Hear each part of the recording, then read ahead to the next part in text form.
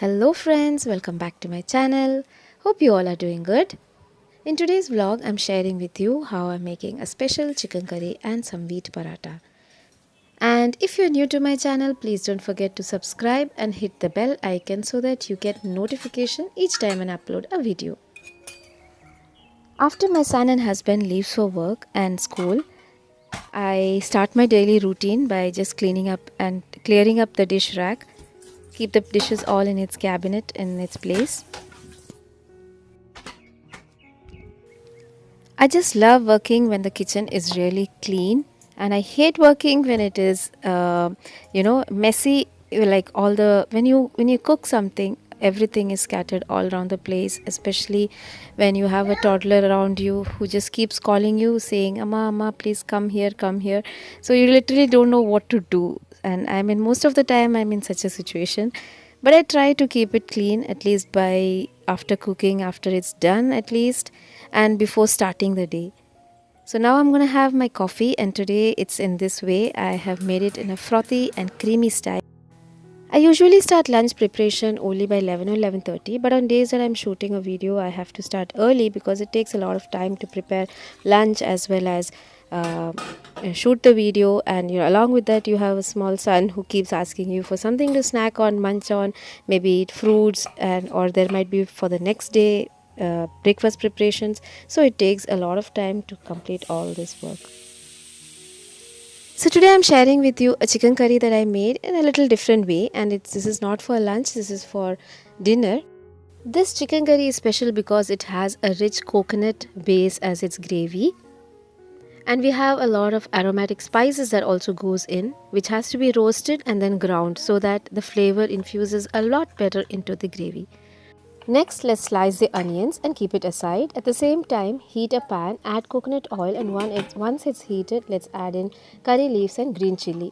Once they stop spluttering, we are going to add in the sliced onions and ginger garlic paste. Saute them until it turns translucent. Also, at the same time, in another kadai or pan, we are going to roast the coconut and its spices. Just roast them in a little bit of coconut oil until it turns light brown in color. Once the onion is sauteed well, we are going to add in the chicken pieces and cook it until it's almost done.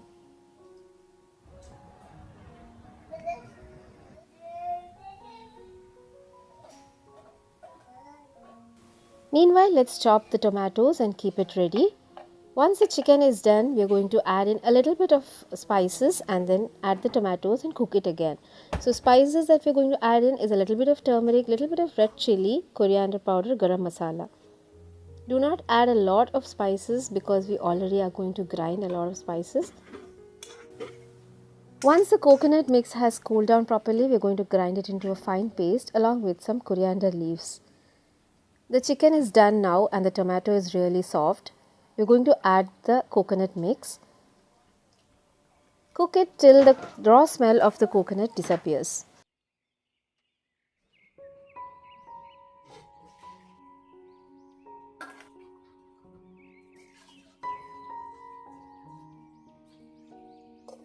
It's almost time for my son to come back from school.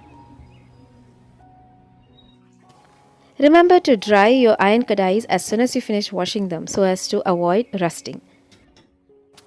Check the gravy once in a while and give it a good mix. Try to clean the countertop as and when possible so as to avoid piling up at the end. But on most of the days I'm shooting, it is a big mess.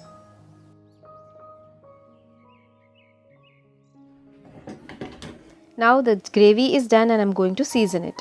In another pan, add coconut oil, mustard seeds, onion and curry leaves and a pinch of red chili powder. Add this to the curry and close it immediately to retain the flavor.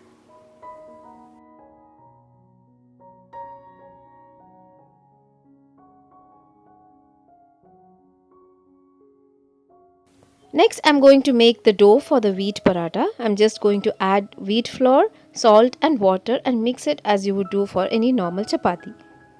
Cover and keep aside. Meanwhile, I'm making lunch for my son, younger one. Had some really overripe bananas, so made banana bondas out of this and going to have it for tea snack today.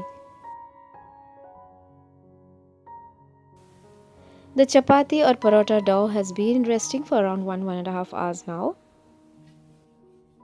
So there is nothing like a recipe that I'm following here, because this is something that I came to know from my sister-in-law's house. They prepare this for the children when they ask for parotta, and they are quite satisfied. And even I am, because it might not be exactly soft and everything like a parotta that is made out of all-purpose flour, but definitely 100 times healthier. So I made it, and my kids also enjoyed it. We also enjoyed it, because if you add a little bit of ghee into the layers, you can still retain the softness. Maybe not as soft as maida, but yet it is much better.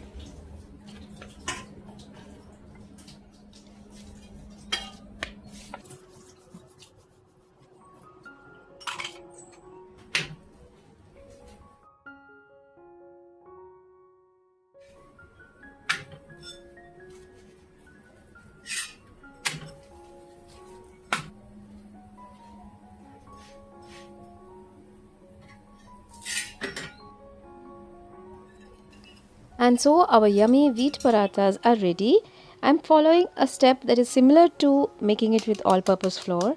I have done a video previously where making it with the maida, and I'll share the link up above. If you would like to watch it, please do.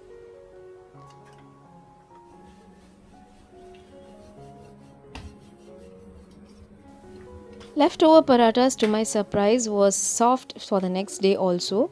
Just make sure to add in a little bit of ghee or oil into the layers. I have not soaked it in oil, but while we make the paratha, the layering, just make sure that you add a little bit of oil or ghee.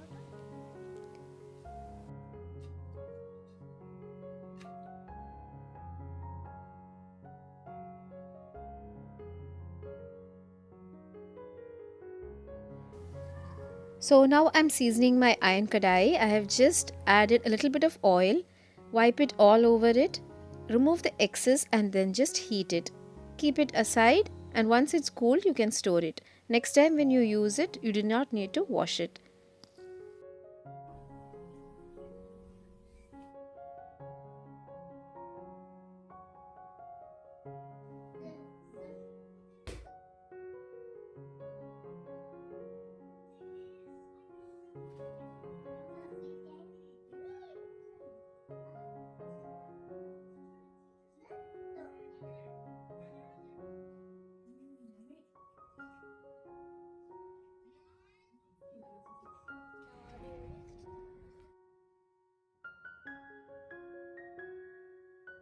So that's it for today.